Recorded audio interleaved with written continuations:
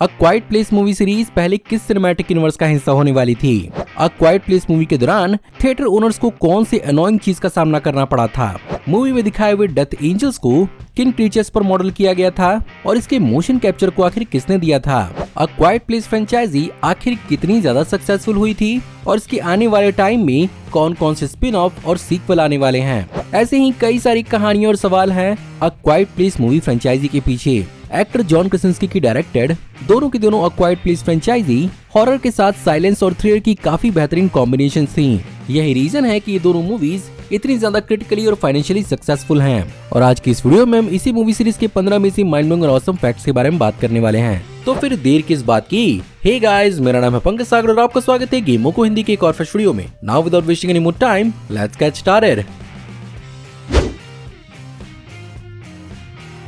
अ Quiet Place movie की कहानी actually based है screenplay writer Scott Beck और ब्रायन वुड्स की इनिशियल कहानी के ऊपर, जो एक्चुअली इनिशियली इस मूवी को पैरामाउंट के ही क्लोवरफील्ड फ्रेंचाइजी के अंदर एक सीक्वल की तरह बनाना चाहते थे। बट पैरामाउंट अपेरेंटली इस चीज के लिए उस समय तैयार नहीं था और उन्होंने इस मूवी को एज अ सेपरेट मूवी बनाने के लिए उन्हें इंसिस्ट किया। फाइनली जब 2016 में जॉन क्रासिंस्की अपनी जैक रायन की सीजन 1 की फिल्मिंग की शुरुआत करने जा रहे थे, तब उन्होंने इस कहानी के इनिशियल ड्राफ्ट को पढ़ा, जहां पर सरप्राइजिंगली जॉन क्रासिंस्की हॉरर फैन नहीं है, बट उनके दोस्त और ऑफिस सीरीज के क्रिएटर ग्रेग डैनियल्स ने उन्हें इस मूवी को बनाने का इंस्पिरेशन दिया। और फाइनली स्क्रिप्ट के कुछ और एलिमेंट्स को उन्होंने अपनी तरफ से भी ऐड किया और अपना पहला डायरेक्टोरियल डेब्यू दिया।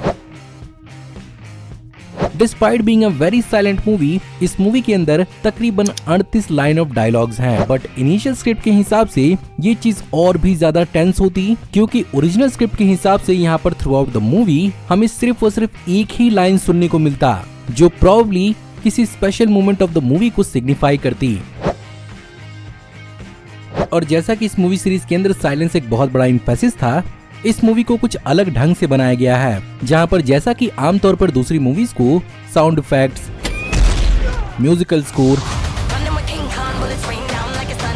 स्पोकन डायलॉग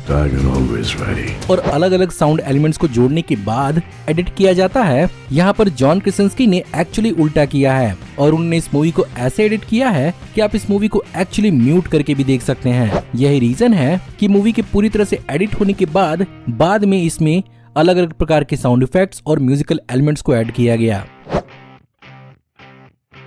और जैसा कि इस मूवी के लिए साइलेंस एक बहुत जरूरी एलिमेंट था, ऑडियंस भी इस चीज को लेकर काफी इन्वेस्टेड हुई थी, जिसके कारण वो थिएटर्स के अंदर काफी ज्यादा साइलेंस मेंटेन किया करते थे। बट यही पर्टिकुलर चीज थिएटर ओनर्स के लिए काफी अनोइंग था, क्योंकि इस साइलेंस को मेंटेन करने के लिए ऑडियंस किसी प्रकार के स्नैक्स या पॉपकॉर्न्स तक नहीं खरीदते थे। एंड जैसा कि थिएटर ओनर्स का मेजर सेल्स स्नैक्स और पॉपकॉर्न से ही होता है, ये चीज उनके लिए काफी बुरा था।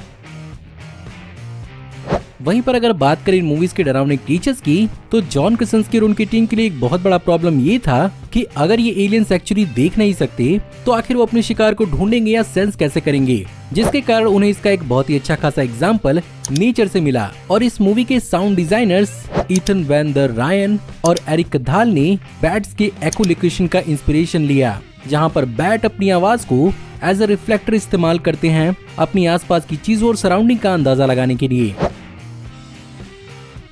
वहीं पर अगर बात करें इन मॉन्स्टर्स के मूवमेंट के बारे में, तो उन्हें मोशन कैप्चर से दिखाया गया था और यहाँ पर उसका मोशन कैप्चर किसी और ने नहीं, बल्कि इस मूवी के डायरेक्टर लीड एक्टर जॉन क्रासिंस्की ने ही संभाला था। और उन्होंने इन मूवीज के अंदर इन क्रीचर्स को अपना मोशन कैप्चर दिया था। वो बात अलग है कि जब इस मूवी की पहली टेस्ट स्क्रीनिंग हुई थी, तो बहुत सारे ऑडियंस मेंबर इस मूवी को देखकर हंस रहे थे। उसका रीजन ये था कि बहुत सारे CGI इफेक्ट्स मूवी के पहली टेस्ट स्क्रीनिंग के दौरान पूरे नहीं हुए थे, बट यही इफेक्ट जब पूरे हुए तो उनका नजरिया इस मूवी को लेकर बदल गया। एमिली ब्लंट का साइलेंट लेबर वाला सीन इस मूवी का काफी इंपॉर्टेंट हिस्सा था, जिसमें एमिली ब्लंट की कैरेक्टर का स्ट्रगल मूवी के अंदर दिखाया गया था, जिसमें वो फिजिकली, मेंटली और इमोशनली तीनों तरीके से पेन में होती है। इस पूरे के पूरे सीन को यहाँ पर एमिली ब्लंट ने 1 टेक के अंदर फाइनल किया था।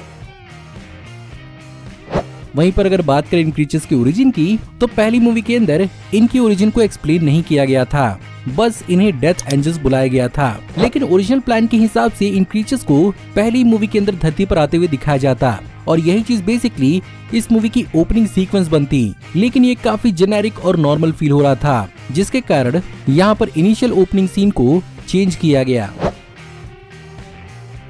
बाय द वे, यहाँ पर इनिशियल ओपनिंग सीक्वेंस को एक्चुअली एकदम लास्ट में फिल्म किया गया था और उसका रीजन थी यहाँ पर जॉन क्रासिन्स्की की दाढ़ी, और उसे बढ़ाने के लिए उन्हें एक्चुअली टाइम लगा था। इस मूवी के अंदर रीगन का रोल प्ले करने वाली मिलेसेंट समॉन्ड एक डेफ कैरेक्टर को प्ले कर रही थी, लेकिन सच तो यह है कि वो रियल लाइफ में भी एक बाय बर्थ डेफ एक्ट्रेस हैं और यहाँ पर इस मूवी के अंदर कम्युनिकेट करने के लिए ASL का ही इस्तेमाल किया गया है। लेकिन क्लाइमेक्स में ओरिजिनली जॉन क्रासिन्स्की का कैरेक्टर मरते हुए ASL में आई लव यू बोल के ही मरने वाला था, लेकिन यहाँ पर मिलेसेंट समॉन्ड ने सजेस्ट किया कि यहाँ पर जॉन क्रासिन्स्की के कैरेक्टर के लिए ज्यादा अच्छा होगा अगर वो आई ऑलवेज लव्ड यू बोल कर मरे। एंड ऑफ कोर्स इस पर्टिकुलर सजेशन को ही इस मूवी के लिए इस्तेमाल किया गया। वैसे पहली मूवी के अंदर दिखाया वो बेबी मूवी के काफी रिस्की मोमेंट पर पैदा होता है, और जैसा कि मूवी के अंदर बेबी को दिखाना काफी डिस्टर्बिंग था, यहाँ पर जॉन क्रासिन्स्की ने एक रियल बेबी का इस्तेमाल किया है, जहाँ पर इनिशियली जॉन क्रासिन्स्की एक बेबी के लिए एक प्रॉप ही इस्तेमाल करना चाहते थे, बट यहाँ पर मूवी के अंदर दिखाए हुए उस बच्चे के पेरेंट्स ने इस सीन के लिए जॉन क्रासिन्स्की को अलाउ कर दिया, जहाँ पर इसके लिए 2 टेक्स लिए गए थे। और जिस सीन के अंदर बच्चे को बॉक्स से ढका जाता है, उस बॉक्स में एक्चुअली कई सारे होल्स थे ताकि बच्चा आराम से ब्रीथ कर पाए। बात अगर करें सीक्वल की, तो इस मूवी के सीक्वल पर एक्चुअली जॉन क्रासिन्स्की काम नहीं करना चाहते थे, लेकिन यहाँ पर पहली मूवी के प्रोड्यूसर्स ने उन्हें उनके आइडियाज को स्टूडियो को पिच करने के लिए इनकरेज किया, और फाइनली उनके आइडिया को जब स्टूडियो ने फाइनलाइज किया, तब उन्होंने सिर्फ और सिर्फ 3 हफ्ते के अंदर अंदर सीक्वल मूवी के स्क्रिप्ट का पहला ड्राफ्ट क्रिएट कर लिया। सेकंड मूवी के अंदर हमें एमेट के रूप में किलियन मर्फी देखने को मिले थे, जो सरप्राइजिंगली पहली मूवी को अपने 2 बच्चों के साथ देखने गए थे, और इस मूवी को देखने के बाद वो इतने इम्प्रेस हुए थे कि उन्होंने जॉन क्रासिन्स्की को एक स्पेशल लेटर भी लिखा था, जिसमें उन्होंने यहाँ पर जॉन क्रासिन्स्की के डायरेक्शन की भर भर कर तारीफ की थी, बट डर के मारे उन्होंने इस चिट्ठी को जॉन क्रासिन्स्की को नहीं भेजा था, क्योंकि उन्हें लगा था कि जॉन क्रासिन्स्की काफी बिजी होंगे और वो उनकी चिट्ठी किसी आम एक्टर से क्यों रिसीव करेंगे। बट इयर्स लेटर जॉन क्रासिन्स्की ने किलियन मर्फी को एमेट के रोल के लिए कास्ट किया। बात अगर की जाए इस मूवी सीरीज के क्रिटिकल और फाइनेंशियल परफॉर्मेंस की, तो पैसे के मामले में तो ये मूवीज काफी सक्सेसफुल साबित हुई हैं, जहां पर पहली मूवी को एक्चुअली सिर्फ और सिर्फ $17 मिलियन के बजट पर बनाया गया था, जिस पर इसने $340 मिलियन वर्ल्ड वाइड कमाए थे। वहीं पर दूसरी मूवी को $61 मिलियन के बजट पर बनाया गया था, और यहाँ पर इसने $297 मिलियन कमाए थे, और ऑन द टोटल इसने $638 मिलियन की कमाई की है। एंड ऑफ कोर्स इस चीज का सबसे बड़ा रीजन इस मूवी का कैप्टिवेटिंग थ्रिलर जॉनरा है, जो आपको मूवी के अंदर अंत तक चिपकाए हुए होता है। यही रीजन है कि पहली और दूसरी मूवीज का रॉटन टोमेटो स्कोर अब भी 96 और 91% है, और तो और यहाँ पर पहली मूवी को academy award for best sound editing के लिए भी नॉमिनेट किया गया था।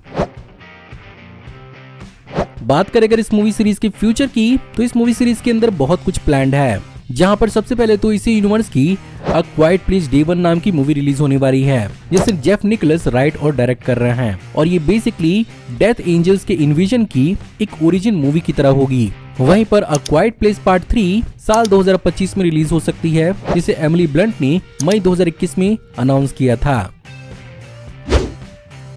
सो गाइस, उम्मीद करता हूं कि आपको आज की वीडियो पसंद जरूर आई होगी, और अगर आपको आज की वीडियो पसंद आई हो तो प्लीज वीडियो को लाइक जरूर करिएगा। कमेंट्स में आप बताइए कि आप इस मूवी सीरीज के बारे में और क्या क्या जानते हैं। अगर आप इस चैनल पर नए हैं तो प्लीज चैनल को सब्सक्राइब कर लीजिए, क्योंकि मैं ऐसी ऑसम वीडियोस इस चैनल पर लाते रहते हैं। मैं जल्दी ही आपको एक नई वीडियो में देखने को मिलूंगा, तब तक आप हमारी इन वीडियोस को एंजॉय कर सकते हैं। Thank you for watching, see you in the next video, till then take care, good bye.